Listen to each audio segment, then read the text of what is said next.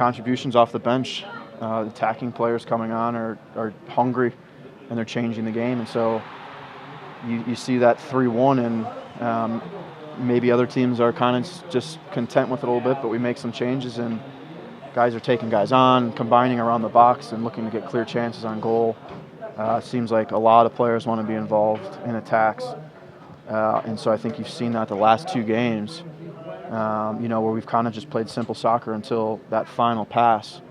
And I think we're just on right now. We're finishing chances. You look at the first 2 goals, 2 just very clinical finishes, low to the back post.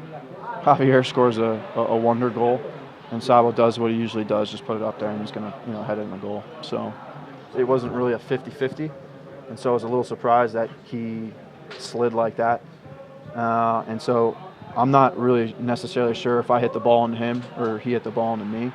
I thought I touched the ball first, but my left foot, if I recall right, was in the air a little bit, and I just felt him come through the top of my middle of my foot, which was painful. But I mean that play changed the game without a question, and so that's why we did some really good things. But I think there's still some things we can look at and improve on. And like I said, we're really excited about the 3 points, and we'll just move on from there. We figured, what are they going to do? Sit back and lose the game? I mean, they were going to go for it. They sent numbers forward when they could, outside backs and midfielders.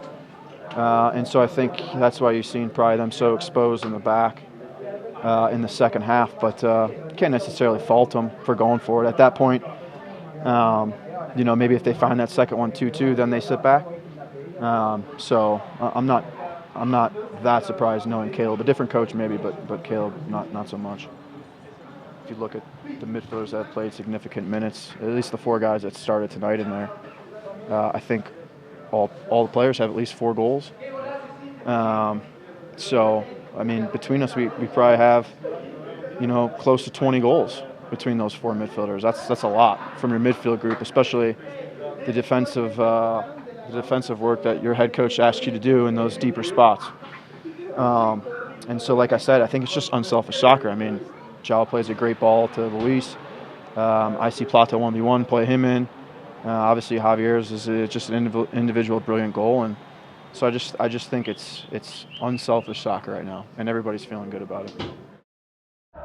Watch RSL take on Seattle on September the 13th at 8 o'clock on the NBC Sports Network.